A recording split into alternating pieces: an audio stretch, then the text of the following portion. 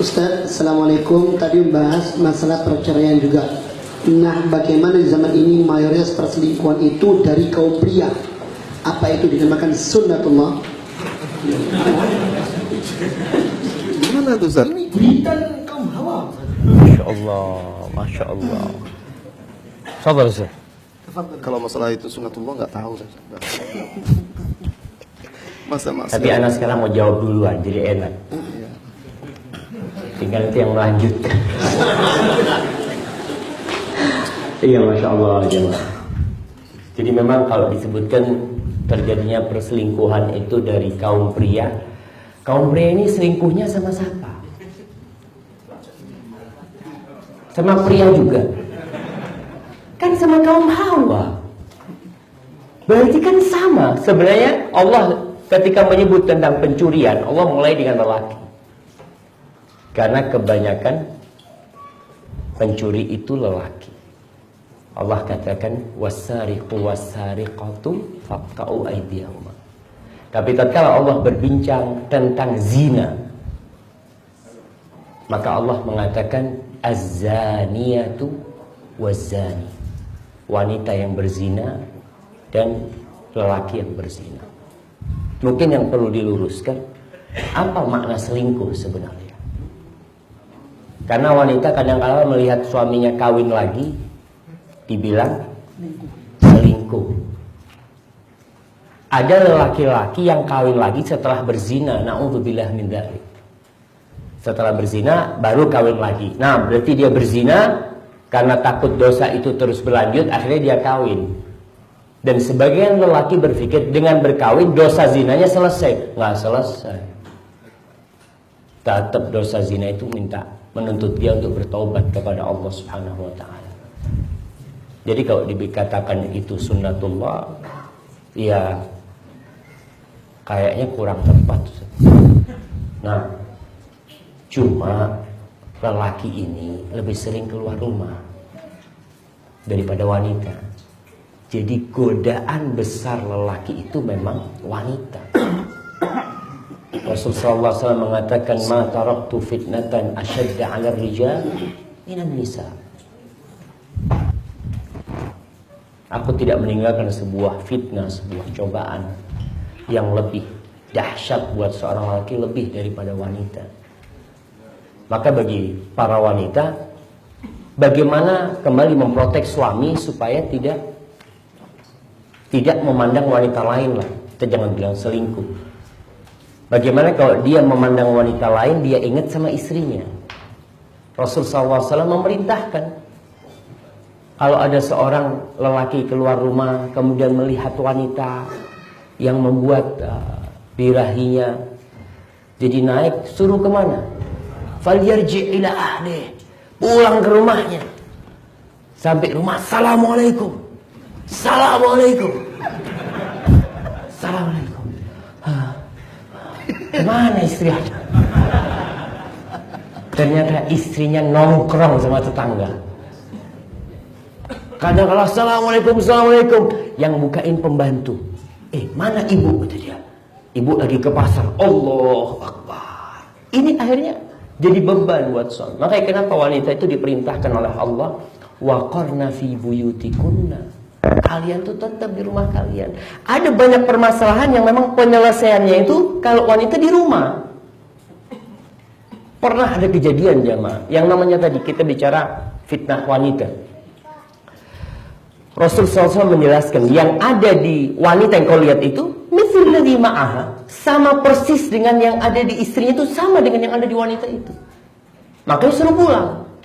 Pernah teman dari Sudan cerita, ketika hakim ini di Sudan, ketika dia hendak menyidang, ternyata yang jadi saksi atau terdakwanya wanita cantik.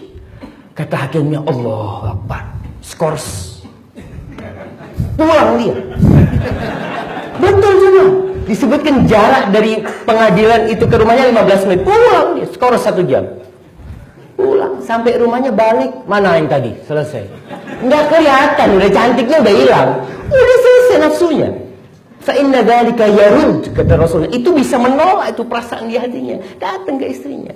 Nah, maka kalau istri mengatakan suami ini banyak selingkuh, kita lihat mungkin masalahnya dari pihak istri.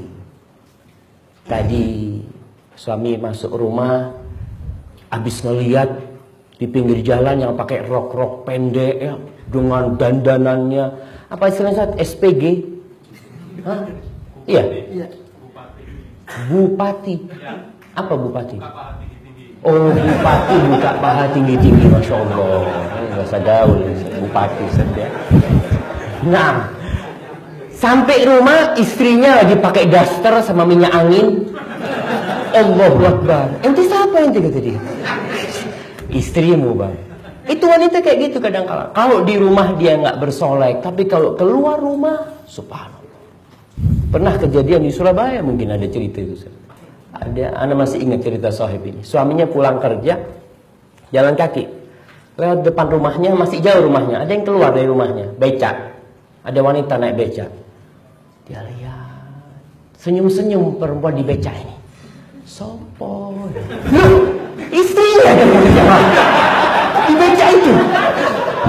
Jadi karena sudah pakai make up ini tuh, si suami sampai tanggung gitu. Nggak pernah lihat gitu. Nggak pernah lihat wanita kayak gini. Soalnya kalau di rumah yang dilihat itu sudah pakai daster, pakai apa, maka perlu kita mengobati penyakit di masyarakat ini bareng-bareng. Istri juga berusaha bagaimana memperbaiki suaminya supaya suami ketika di rumah, ketika di luar rumah makan di warung, ketika disuguhin rawon, Masya Allah, ente sama sahibnya ngomong, ente nanti kalau ke rumah anak-anak kasih tahu, masakan pembantu anak sehat. Bukan istrinya, pembantunya. Karena istri nggak pernah masak. Kadang-kadang bikin suami nggak pernah ingat sama istrinya. Selalu yang diingat pembantunya. Karena semuanya yang bukain pintu pembantu, yang masakin pembantu, yang ngurusin kamar pembantu. Siapa yang baik sama dia? Pembantu. Maka tolong diperbaiki bersama-sama. Untuk kelanjutannya, monggo. Jamaah, bahasa selingkuh ini konotasinya tentu tidak baik, dan kita paham itu. Di masyarakat itu menjadi suatu hal yang sudah biasa. Tetapi saya berharap dan ingin saya tekankan, itu bahasa yang tidak pantas untuk ditempelkan kepada orang yang baik-baik. Maka ketika kita mendengar kata selingkuh, yang bisa kita pahami itu perbuatan yang tidak baik, dosa, maksiat. Seorang yang bertakwa, suami atau istri, harus berusaha menjauhkan dirinya dari jalan-jalan yang bisa menjerumuskannya perbuatan tersebut. Itu tidak boleh terjadi.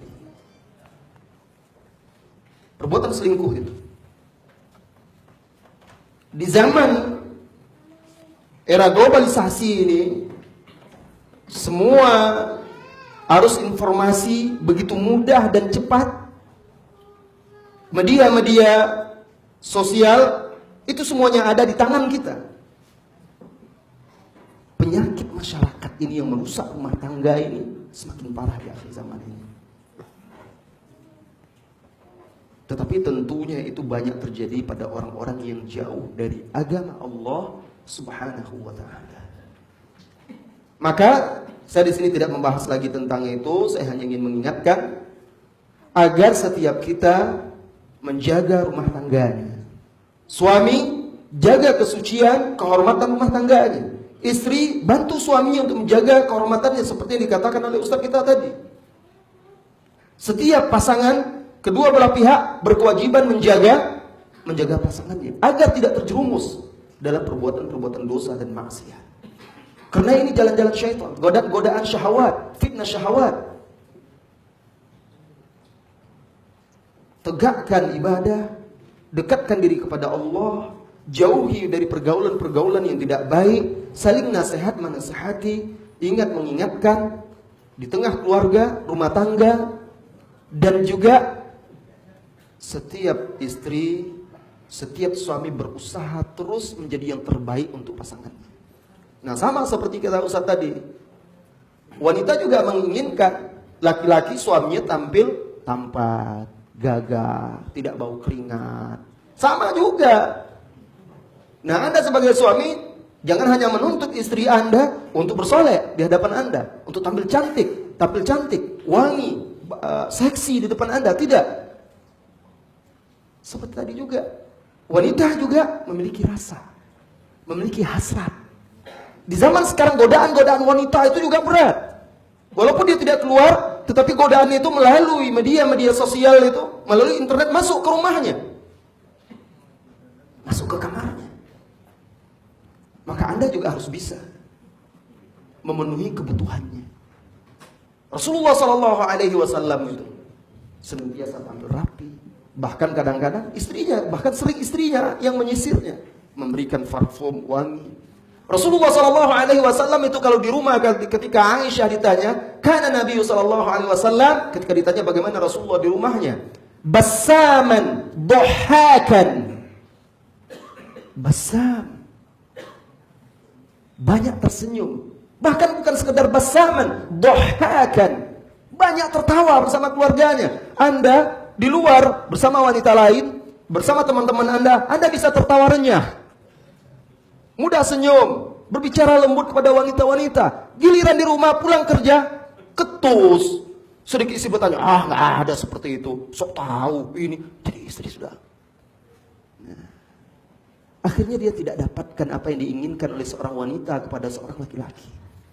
Bahaya ini. Kalau dia dapatkan pada tetangganya, wah bapak itu lebih berwibawa, lebih ramah, gagah, ya kan? Dia lagi lihat kan. Bahaya. Suami istri punya rasa. Lihat itu ada salah seorang sahabat wanita yang minta khulud dari suaminya karena jelek. Dia pernah menyingkap kain pintunya, suaminya bersama kawan-kawan yang lain, dia lihat ternyata suaminya paling jelek. Sehingga hilang rasa dia. Dia tidak menuduh agamanya, tidak menuduh akhlaknya, tetapi karena dia seorang wanita memiliki hasrat, dia takut. Dia tidak bisa menunaikan kewajiban dia kepada suaminya. Maka dia minta khulud, datang kepada Rasulullah SAW. Maka tunaikan kewajiban Anda sebagai seorang suami. Penuhi hak-hak istri itu. Salah satunya hak biologis dia, hak syahwat dia, hak dia sebagai seorang wanita yang menginginkan seorang pria yang tampil gagah, tampan dan bersih, rapi, ramah, mudah tersenyum sama dia, mengayomi dan menyayangi dia, lapang dada. Ini dibutuhkan oleh istri Anda. Kehidupan yang bertahun-tahun sehingga sudah sama-sama mulai beruban, membuat kejenuhan, rutinitas itu membuat bosan. Kalau Anda tidak berusaha untuk semakin baik, maka tentu akan terjadi hal-hal yang tidak diinginkan kecuali dirahmati oleh Allah Subhanahu wa taala. Semoga Allah menjaga kita, istri kita, keluarga-keluarga muslim semuanya. Barakallahu fiik. Silakan.